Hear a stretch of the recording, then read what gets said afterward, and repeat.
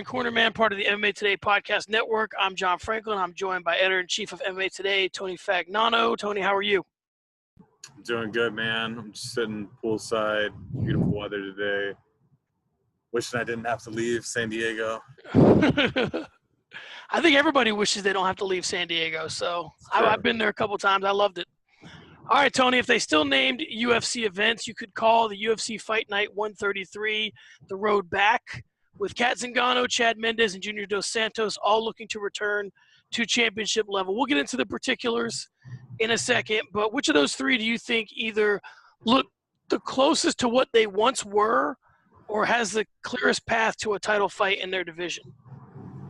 I think Dos Santos of those three, was already came into this fight considered one of the top contenders at heavyweight, has now reeled off, what was this? I guess this was his redemption from Stipe. I don't think he has I'll take that back. I don't think he has the clearest shot back to the title because of the situation at that weight class is a little murky. And you figure Stipe probably gets a rematch at some point, the Lesnar fight. So I'll walk that back. But I do think the one who's looked the most like himself is Dos Santos. And even in the loss to Miocic, what are you going to do about that? But leading up to that, I think he is still very dangerous. All right, well, let's take a quick look at Dana White's spreadsheet to start things out, and then we'll get into the individual fights. This is courtesy of MMApayout.com, where our good longtime friend Jason Cruz is over there. So UFC Fight Night 133 took place in Boise, Idaho on Saturday night. It drew a sold-out crowd at the CenturyLink Arena. The event drew 5,648 in attendance. The gate was $591,575. First time the UFC was in Boise and the state of Idaho. The bonuses went to Money Chad Mendes, Nico Price, Rayoni Barcelos, and Kurt Holobaugh. Holobaugh. Barcelos and Holobaugh earned the fight of the night, while Mendes and Price earned performance bonuses. All right, Tony, let's get to the fights. We'll start at the top with former UFC heavyweight Junior Dos Santos. It has been a little over a year since we saw the once baddest man on the planet, Junior Dos Santos. Sporting a post-USADA dad bod, Dos Santos came in against former WSOF champion and one-time Fedor Emelianenko defeater. It was in Sambo, folks. Blagoy Ivanov, and worked a unanimous decision on all cards. Tony, in the post-fight, JDS, he was wearing it a little bit, but did Ivanov ever really have a shot in this thing? Was he just there to give Junior kind of a name? Because I know World Series of Fighting kind of, he's a good fighter, but they used to kind of put him out there as like the guy that once beat Fedor. Again, it was in Sambo. And that seemed to be his role here. Do you think that he gave Dos Santos a fight, or was it really? I thought he was going to give him a fight. I really thought this was going to be a tough test. Maybe breaking, Ivanov into the heavyweight division. But man, Dos Santos isn't going anywhere. He shows, really no signs of slowing down. His boxing in particular is still world class at 34 years old. Footwork, all that, it just completely outclassed Ivanov, and he just really had nothing going for him. I would have liked to see Ivanov. What I thought was going to be integral to this fight was the body locks and other things that Sambo practitioners are known for. I really didn't get to see any of that. It was just a straight up stand up battle for 5 rounds. So not the fight I was expecting. In more ways than one, I guess. We'll slide over to the statistics for a second just to kind of tell the story that you're telling. So the fighters pretty much threw about the same amount. So 248 for Dos Santos, 229 for Ivanov.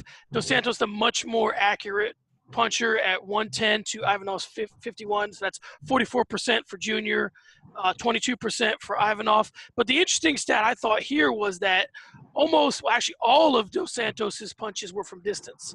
So it shows you what he's looking to do. I mean, he had wanted nothing to do with the clinch with Ivanov for good reason, right? So that seems to be, I don't know if that, do you think that's just Junior being Junior, or do you think that was more game plan? What do you think about that? Definitely, I don't think he wanted to get involved with the ground game, Ivanov, or get suplexed or anything like that. You're also talking about a 5'11" guy going up against a guy who's pushing 6'5", I think. Yeah. I'm not sure what the actual reaches come out to, but would imagine there's some disparity there. So a lot easier for Dos Santos to keep Ivanov away. And, that's something Dos Santos does very well, just, in every fight, is keeping the distance, using his jab, and never really overcommitting to stuff. He never really gets provoked into brawls, where into the point where he's in the pocket just trading with guys. At least not very often. Right, and just a little bit of housekeeping would be, I looked it up real quick. Dos Santos had a 4-inch reach advantage, so you're right on the money there, and a 5-inch height advantage. So that was really the fight to fight. I mean, obviously in the past he has struggled with guys that have been able to close the distance on him. So this is pretty much like you said earlier. It's a JDS fight. He looks to be certainly not physically in the form that he once was. Who is? The seasoning on the tacos are not what they once were. But he seems like he's a clean fighter. He's 34 years old. He may make a run. So it's no mistake that behind me is the program for UFC Fight Night. This is when Dos Santos fought Miocic. I put it there for a reason to ask you. Listen, Stipe's I believe, gonna put his dig his heels in the ground here, and sort of lobby for a rematch with Daniel Cormier. A fight Daniel Cormier has zero interest in. And fans, just to tell you real quick. Tony and I are going to start to do a little matchmaking here. If you really want to see this done well, you should tune into the podcast with Jordan Colbert and Max Friedman, which probably was one of the best things we put out last week. They did it last week. They'll be doing it this week. It's going to be on Wednesdays. So Max's article will come, or Jordan's will come out on Monday. And then Wednesday, you'll see the podcast. So the reason why I like that is because it gives some time for guys to go on like Ariel's show and Luke's show and call each other out and all that. But the article kind of gives you that first who they should be fighting. What were you gonna say, Tony? I was just gonna slide in that I did put in last week's matchmaker video in this week's post, this week's written up matchmaker. So if anybody wants to go watch that, it's in the article for UFC 226 and the Ultimate Fighter finale. So they did matchmaker for both of those. So if you want to see their picks they're inside of the UFC 226 UFC. I'm getting all confused here. They're inside of the UFC Boise matchmaker article. All right, cool. And then coming up, like I just said, this week we'll have the actual matchmaker video for UFC Boise, so you guys can enjoy that. So let's put on our Jordan Colbert and Max Friedman hats for a second. Do you think that Stipe is gonna have to fight JDS again just because Daniel's never gonna give in? I think he's gonna have to fight somebody. I don't know if it's gonna be JDS. I don't know if it's gonna be Volkov. I mean, it has to be somebody because you got Daniel Cormier is going to fight Brock Lesnar. He might fight a light heavyweight. There's Shogun, Gustafsson. Defend that light heavyweight belt. So there's multiple things going on there. I don't think I could say for a fact Stipe is not getting the next title shot, which I think he thinks he is. He's not getting the reciprocity that you would hope. And I'll touch on that in our hot take portion at the end and our finish strong portion about the reciprocity in MMA. But so you're thinking, I mean, which fight do you like the most, Volkov or JDS for Stipe? I don't know. I mean, the first, the Dos Santos Miocic fight that we saw just recently really, didn't last very long. I don't think it really warrants a rematch. So, I mean, I would lean more towards the Volkov fight. It's one that, we haven't seen before. So, I hate to kill off a contender like that, in Volkov, who's probably earned his shot at a title fight by now, but that's just kind of the way the dice rolls sometimes. Yeah, and all due respect to Volkov, I would say Volkov as well, only because if you're Stipe and you're sort of positioning your career, if you lose to JDS, it might put you a little bit further down the pecking order in a weird way, just because that was a trilogy fight, and now let's say JDS either gets his title shot or stays up near the top, people aren't going to be looking for that fourth fight. Whereas if you fight Volkov, lose to him potentially, and then he wins the belt, it'd be easier to get the rematch, I think. Yeah. All right, let's move on to the co-main event. Super Sage Northcutt is a little bit country in the first round. He got a little bit rock and rolled by Milwaukee's Zach Otto, but the kid hung in and found a TKO in the second. Tony, where are we on the Sage Northcutt as the future of the UFC timeline, and how good can this kid be? I mean, when he first came in, really everybody was like, hey, you're rushing him, and he's not as good as we think he is. But really, throwing him to the fire early may pay bigger dividends when he's like, 25. I mean, the kid's only 22. Was it smart? I'm asking you about 7 questions here, so pick any one you want to answer. But was it smart in the way they handled him? Where's he at on his timeline? What are we looking at? No, I don't think this is one of the fighters. Well, I don't think this is one of the fighters that they necessarily threw in the deep end. His first fight against Trevino, then Pfister, and fought Barbarina, who he should probably, should be. He lost to him. Gave him another layup, and Marin won that fight. Fights Mickey Gall, who the UFC is either wasn't aware is this good or has been secretly building up behind our backs. I don't think they messed up at all with the matchmaking with Sage. I think it's been fine. They've kind of been slowly building him, and he's been getting tougher matchups, fighting a guy who's 3-2 and has shown some power and just I think he was coming off a pretty nasty KO of Mike Pyle. Yeah. It was 3-2 at the time that he fought Sage. So this was no layup for Sage. And, I mean, it certainly showed in that first round. I thought he was done. I was like, oh, there we go. Sage is getting knocked out again. Another, the hype train can only die so many times. So it's not like the hype train was getting derailed. It was more just getting, blown up and then shot to bits.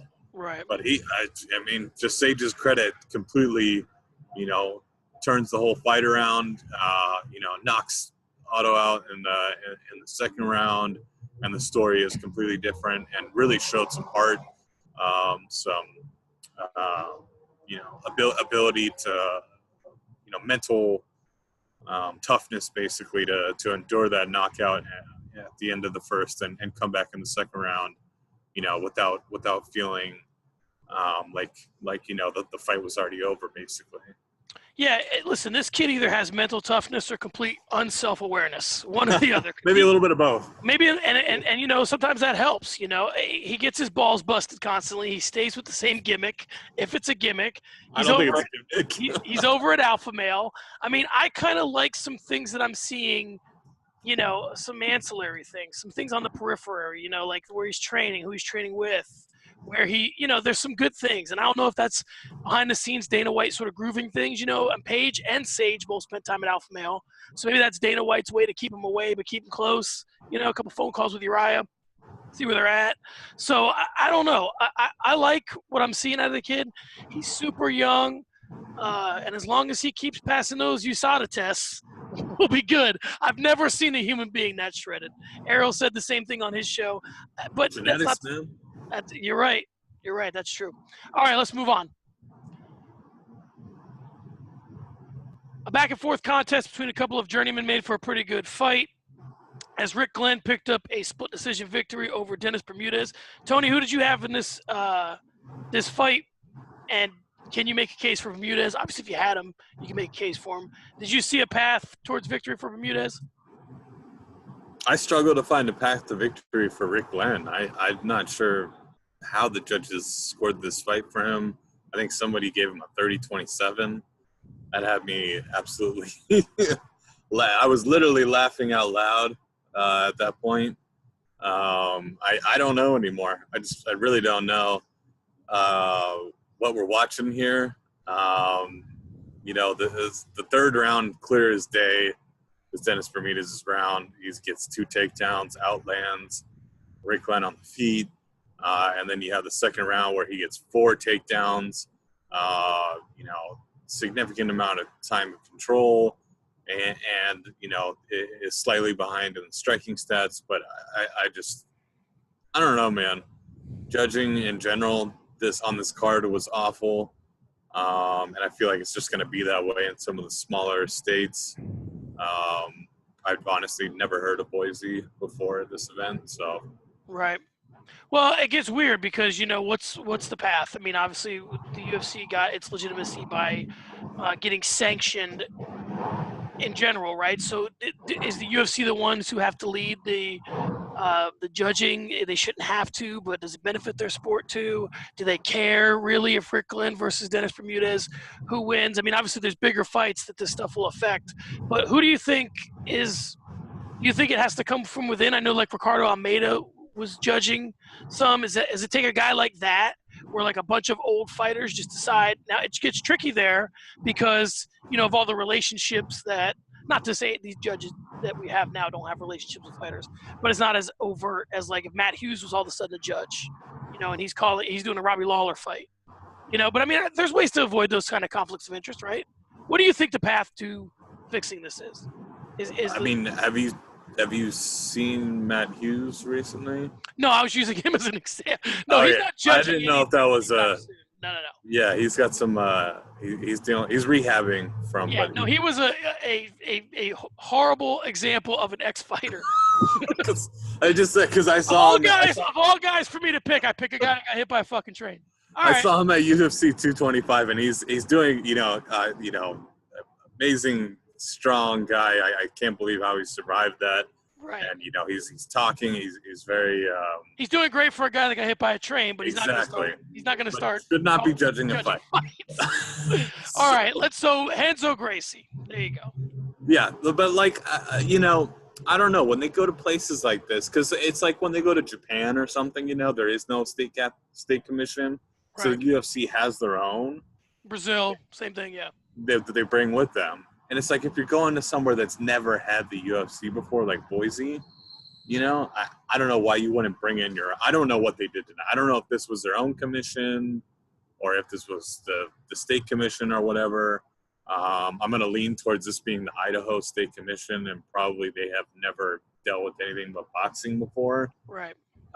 So I don't know. It was just I think when they go into somewhere like this, they should bring their own team and leave the state out of it, basically. Or maybe you find yourself in a situation where the licenses, like a Nevada license, is good in other states, and then Nevada guys travel because what's or wrong? An Indian property. Yeah, you don't want a bunch of judges that were voted on in a fucking barn deciding, high level field. Yeah, the 3 guys, the main guy was sitting on a tractor and he pointed out his 3 buddies, and here we are. So I don't know. I'm not trying to discredit them to that level, but at the same time, like you said, some of these are a lot easier to call than you would think. But listen, people have been doing this forever. Adelaide Bird's been doing this since before I was born, and she sucks. So but she's as dirty as my son's hamper. So I doubt that. I hope no one from Idaho is listening to this podcast. If they are, this will be the last one. All right. Up next, a couple of 28-year-old welterweight prospects hooked up for a pretty good fight as Florida's Nico Price took on Randy Brown. I thought Brown looked good early and would have probably given him the first. He was even in a good position when Nico Price decided to finish this thing in the Matrix with hammer fist from his back.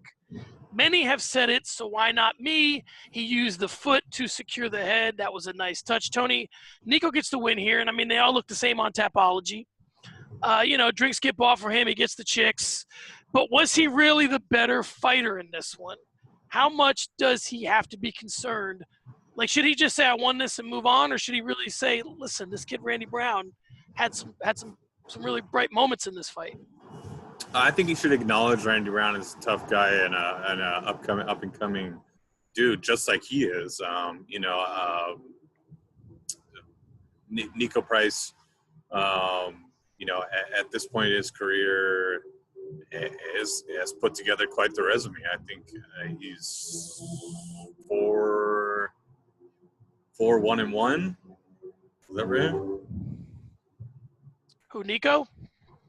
Nico Price, yeah. I think he's 4-1-1. He had a no contest, some weird situation with the what was it? Something happened in between rounds with him and Alex Morano. Yeah, you're right. 4-1-1. Yeah, so it was some weird no contest mixed in there, but otherwise, knocked out Joban, submitted George Sullivan, and now has knocked out Randy Brown from his back. So I mean, this guy, he's got some promise to him. I've really liked him. I actually remember picking him over Joban back when they fought, and people were calling me crazy. But I knew the knockout power was there if you followed him in his earlier, pre-UFC days. And Randy Brown, kind of same situation. Coming up.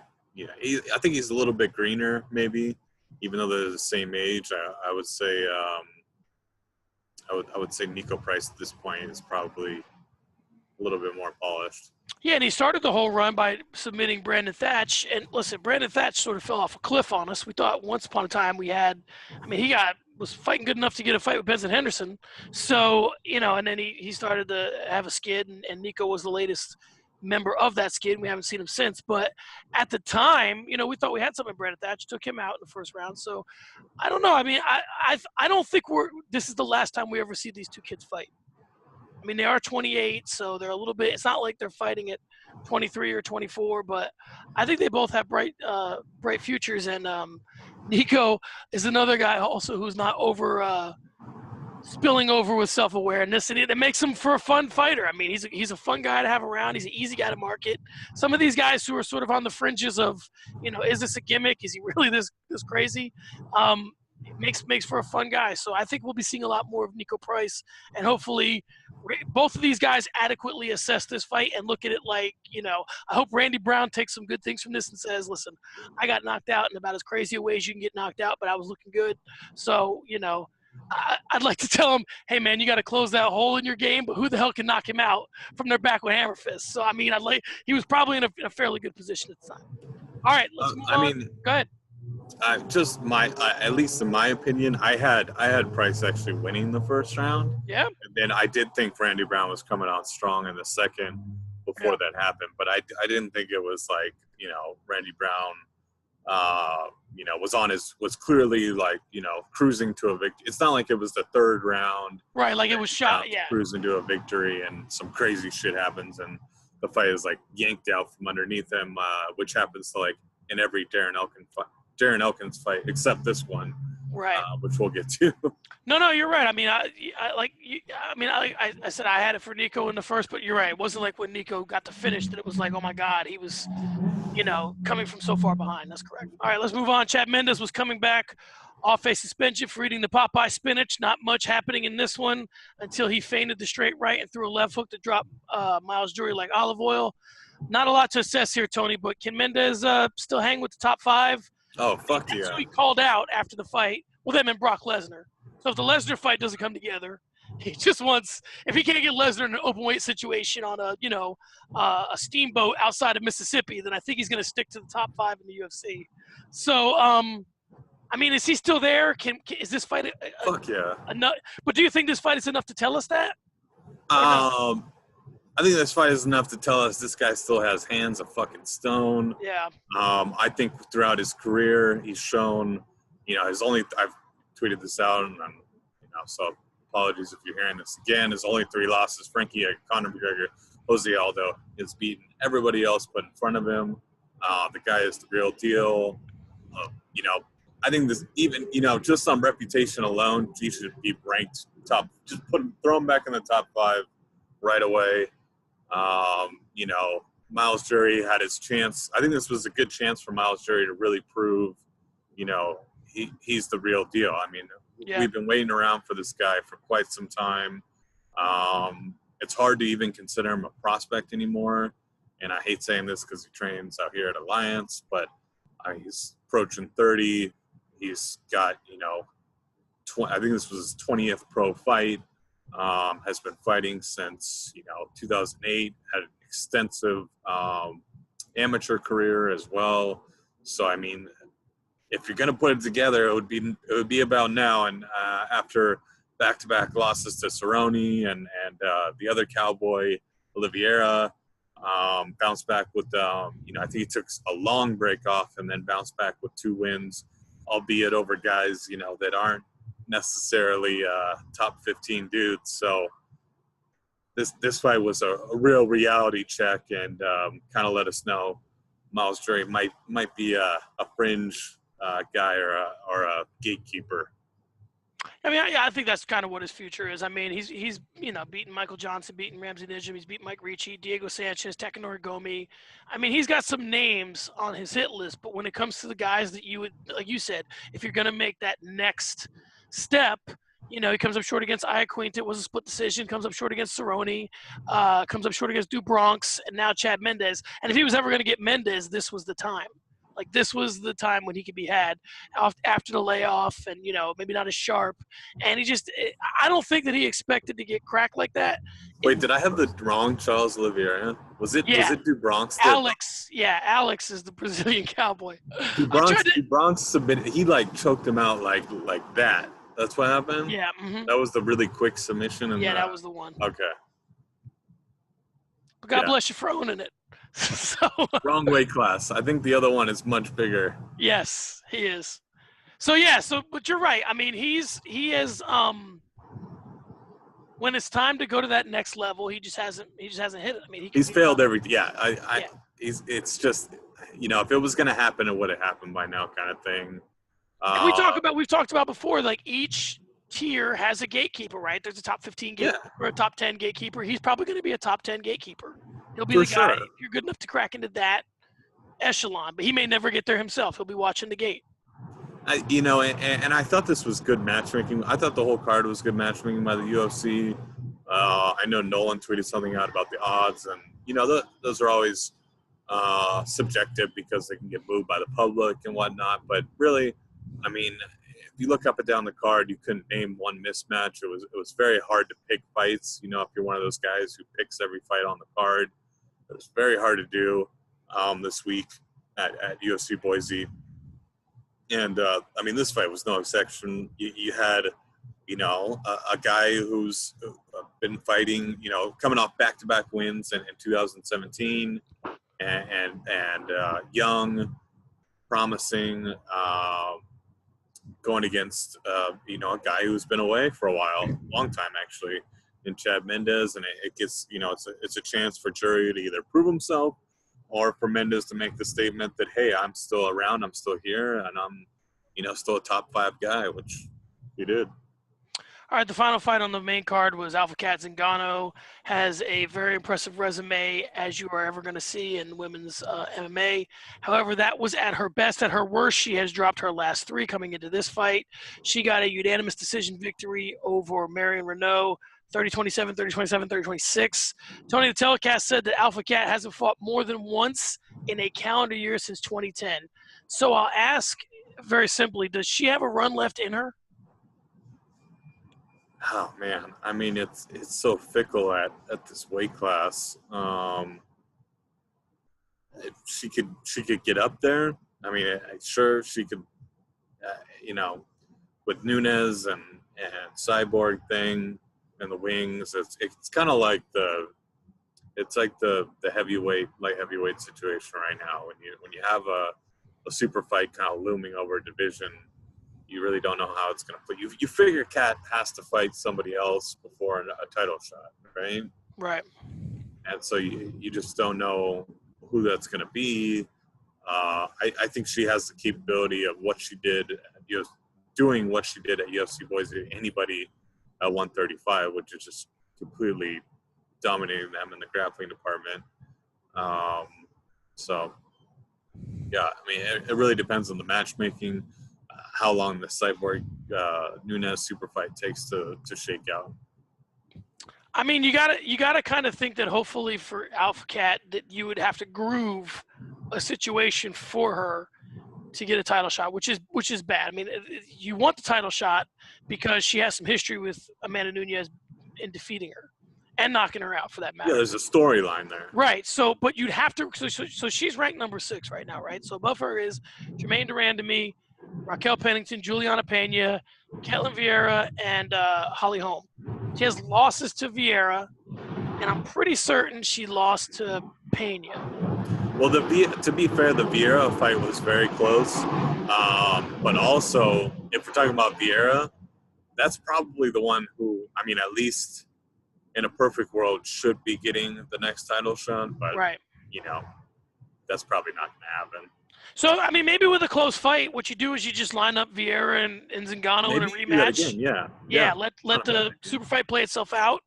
And then, the winner of that fight's waiting for Nunes when she decides to defend her belt. I don't know. Listen, I've always been a fan of Kat's.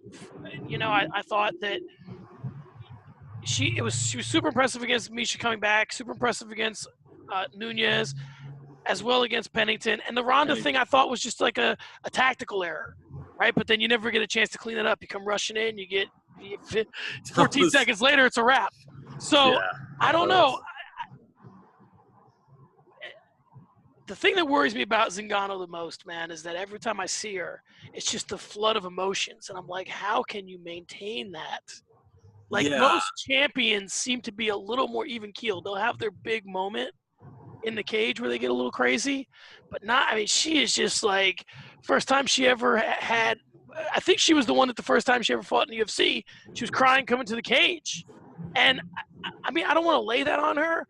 I just want to, say like, well, is that just a fight thing? Is that you every day? That's a lot to battle against, to come up with a consistent.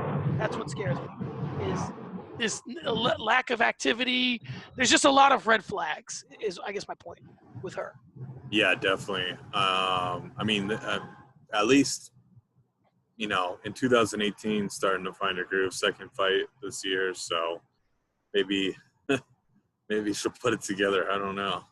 All right, so what I'm going to do here is let's go ahead and go through the prelims. I'm just going to run through the winners and the losers just to give the fans a rundown. You pick out whatever you want, and you can talk about it. So we're starting with Perez defeating Wineland by unanimous decision, 29-28 all the way.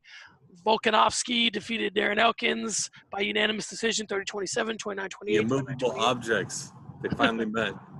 I think a lot of people watching this fight were just expecting some crazy Elkins comeback at some point. He lost that first. He nearly gets finished in the first round, and people are like, "Here we go again. Here's Elkins nearly getting finished early, and he's gonna come back now and finish Volkanovski here any second." But nope, that wasn't the case. Volkanovski, really dominated him and proven himself to be the young up-and-comer in this division. Said Nurmagomedov defeated Justin Scoggins by split decision, 29-28, 28-29, 29-28. Another shitty decision. I was, very high on Saeed coming into this fight and proved me wrong, but still got the win. Barcelos and Holobal went to the third round. Barcelos picking up the victory by strikes. This was the fight of the night. Yeah, holy shit, Barcelos just announcing himself, violence. I wasn't expecting that. The combo was ridiculous. The bolo punch, as they call it, from the shin that he landed to really knock Holobal out for good. Who did you have winning up until that point? I had Holobal. Yeah, me too. So you want to talk about a game changer right there. That's a game changer. Absolutely. Liz Carmouche defeated Jennifer Maia by decision, 30-27, 30-27, 29-28. Carmouche obviously started this whole thing with Ronda Rousey. We don't see too much of her, only like, kind of here and there. But still ranked number 7, still, I guess, relevant. But I don't know, who else could you see her defeating above her in the names I I've don't already? know. I thought this was a fight where they were bringing Jennifer Maia in from Invicta to really, build her up, and Liz Carmouche proving that she's not, she's still really game. But yeah, upside in that division. I don't know where she goes from here. Yeah, she'll probably just be around when she, I think that she set the table when she fought Ronda for when you need me, I'll be there. And I don't think she's going in there to lay down for anybody. That's not her. But I think that, like you said, if they were bringing her in there to maybe showcase Jennifer Maia with a name, and if Jennifer Maia wins, now she has a victory over someone that is known based on sort of, her affiliation to Ronda, and it just didn't work out. Mark De La Rosa defeated Elias Garcia by submission via rear naked choke, 2 minutes in round number 2. I was very impressed. Obviously Elias Garcia, we did quite a few stories on him, the cousin of Showtime Pettis and Sergio Pettis. But Mark De La Rosa just proved to be a much more experienced fighter. And, Garcia was just not ready for that kind of jiu-jitsu. And maybe, this really seems like it could be a Rufus sport kind of having a moment. You know what I mean? With Anthony looking good in his last fight, Sergio right there on the brink of a title shot, De La Rosa looking sharp. This might be one of those things where, they set the table for the rejuvenation of not that they really ever super fell off, but, they had a little bit of a dip when Anthony lost the belt and was on a little bit of a skid. So now it seems like they're trending upward. Well, Elias is the Rufus sport. I thought so. De La Rosa is a cousin of Sergio and Anthony. It doesn't train it. No, Elias Garcia is the cousin of. Oh, I'm really bugging then. Okay, why did I think I'm off? All right. No, Mark De La Rosa is the husband of Montana. All right, I'm getting my affiliations crossed. So both have affiliations to other fighters. I got you. All right, fighters, but yeah, I think this might have been a move that was just a little bit too soon for Elias. He was fighting. They found him off Dana White's looking for a fight, and he was fighting in some promotion that me and Nolan couldn't even track down and had never heard of before. So it's kind of one of those things where it's a giant step up, and he might have been better served, going somewhere like Contender Series or something like that. All right, and finally, Jessica Aguilar defeated Jody Escobar by unanimous decision, 30-27, 29-28, 29-28. Matt, I don't have anything to say about that one. It was maybe don't put that one at the beginning of the card, or maybe do. I don't. What is your opinion? Do you put the worst fight at the beginning of the card, or do you try to sneak it in between? No, I'd bury it.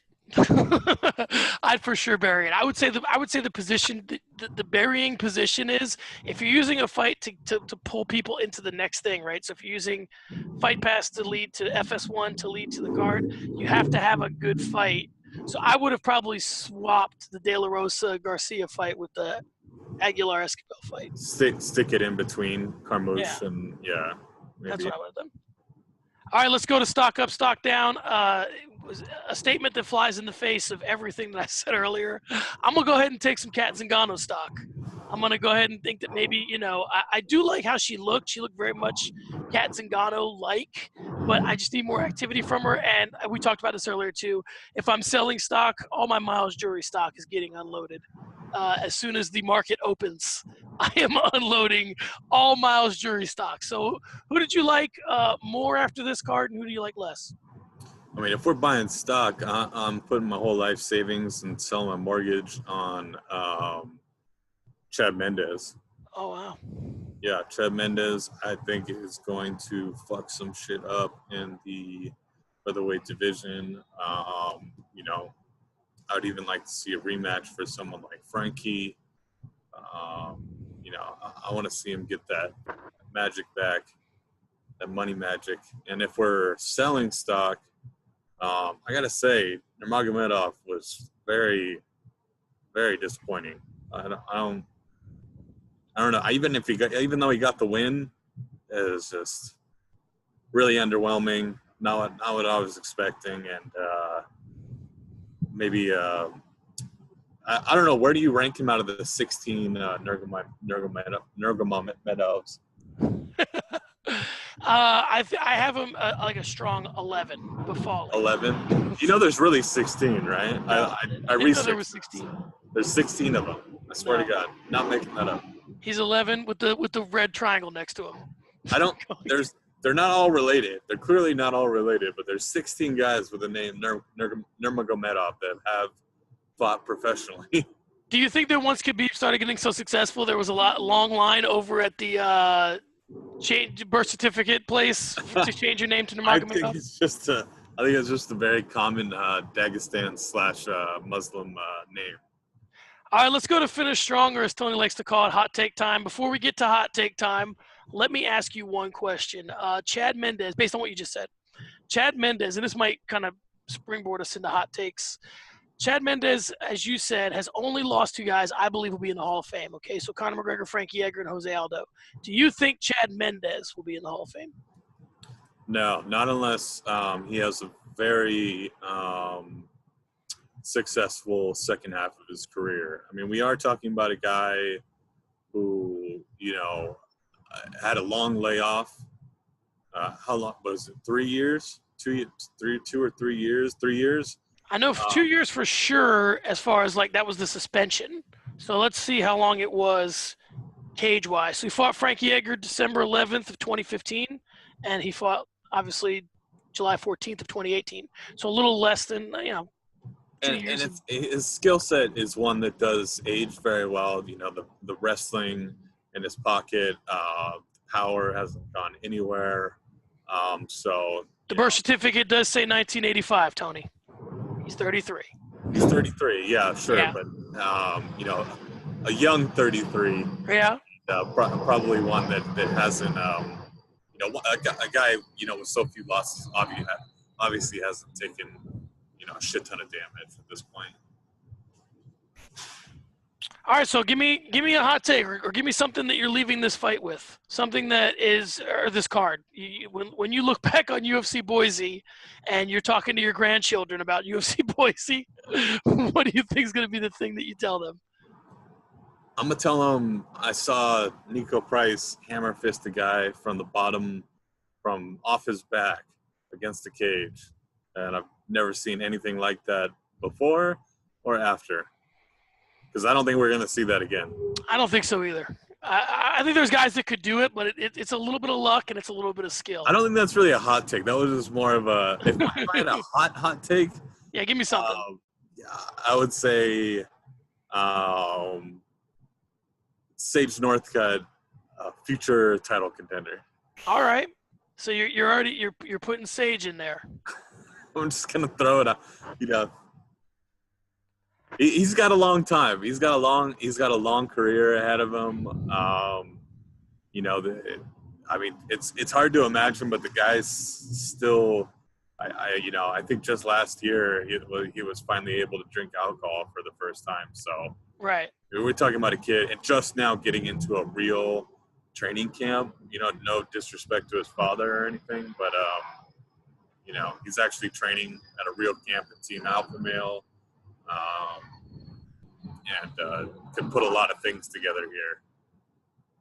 Yeah, well, and I think that I'll kind of piggyback on that. I don't really necessarily have a hot take. I have a little bit of a finish strong, but I think, Chad Mendes and Sage Northcutt, I think, whatever they had to do for this card, I think may have benefited them spending time together, maybe getting to know each other better. They may have already known each other. I think that Sage Northcutt can learn a lot from Chad Mendes on a lot of fronts. And I think that as Mendes's career starts to maybe come to an end, or maybe he has one run left in him if he does, I think that if I was Sage, I would keep my eyes fixed on what my camp is doing in the next couple of months, because it's going to tell you a lot. If your eyes are wide open these next couple of months, you just saw Chad Mendes come back after a 2-year layoff for performance-enhancing drug issues, and you're going to see your man Cody Garbrandt rematch for the belt. So you're going to see a lot in the next couple months out of your training camp that if you really are taking notes and you have your eyes wide open, you could carry with you as your career progresses when you're 25, 26, 27. You hopefully won't be going through what Chad Mendes went through, but maybe you'll be going through some of the stuff Cody Garbrandt's going through, and you take this experience. If he's not traveling with Alpha Male to the title fight, he should be. If it's on his own dime, so be it. I would go if I was him. Yeah, for sure. You could take a lot from that experience. All right, Lee, what do you got to leave us with? What else can we? What we're going to see on the site coming up? What are your other thoughts? Obviously, a shit ton of Dana White's Tuesday night contenders. We always like to hit that hard. I'm very excited for this card on Tuesday. They're going to have Macy Barber, who I'm very hyped on, and she's the real deal, and beats Jamie Collins, who's also, super legit and won on Dana White's Contender Series last season. That's a fresh face, and someone, who's very marketable if you've seen any of the promos for the Contender Series this week. So definitely look forward to that. Also, we had our Italian friends over in Rome this past weekend head out to Bellator Kickboxing 10 and Bellator 203. It was apparently an amazing event. They did it outdoors. Fans showed up, in the middle of the day when it was still, scorching hot, and watched the kickboxing portion that ended with Petrosian, who's very popular with Italians, win his kickboxing match, and then an incredible. I mean, if you haven't seen it, I don't know. You would probably have had to have DVR'd Bellator, or maybe they'll add it to their site soon. The title fight between Patricio Pitbull and Daniel Feischl was amazing. Great, just 5-round battle. These guys have already fought before, so it's rematch. And that was the best fight I saw this weekend for sure, bar none. Also, Koreshkov spinning kicking someone's, breaking someone's rib. It looked like. Yeah, I don't know. Was it you or somebody had tweeted about Koreshkov getting into that welterweight Grand Prix? Was that you? Yeah. That would be exciting. Yeah, I'm excited to see that kid involved, and yeah, they really. I'm really excited about that Grand Prix. I got to be honest. I feel like they announced some names for that, didn't they? Like they said. I think they did. Yeah. Some of the guys were. I mean, we know Paul Daly, MVP. They're not fighting each other, but they're both on that. Oh no, they are fighting each other. And then what's the other welterweight fight that's going down on San Jose? It's obviously we have Rory and Masasi, but that's not a welterweight fight. That's a super fight for the 185-pound belt. There's another welterweight fight going down. Obviously, Koreshkov is in that mix. There's no doubt he's in that mix. Douglas Lima. A lot of guys at 170. That's a great. Larkin. That's a great division to do that with. So anyway, so as all of what Tony says pertains to the MMA Today Podcast Network, here's what that means. Contender Cast, obviously Tony and Nolan take care of that. We're looking to do a Knights of the Round Cage with Tony and a Bellator fighter to be named soon. I have the full Art Davie interview coming out on video soon, Hall of Fame podcast. I have another Hall of Fame podcast I'm looking to do. So it's already in audio form, the Art Davie thing, but I'm also going to put it out on video. We'll be doing our Sunday morning Cornermans. And the two really standout podcasts so far for me, I love all the stuff I do, obviously, and the stuff that Tony Nolan does is great. But I would say let's say three. The three standout podcasts for me are Tony and Nolan on the Contender Cast, the Women's MMA Today podcast is amazing, and Jordan and Max on the Matchmaker podcast.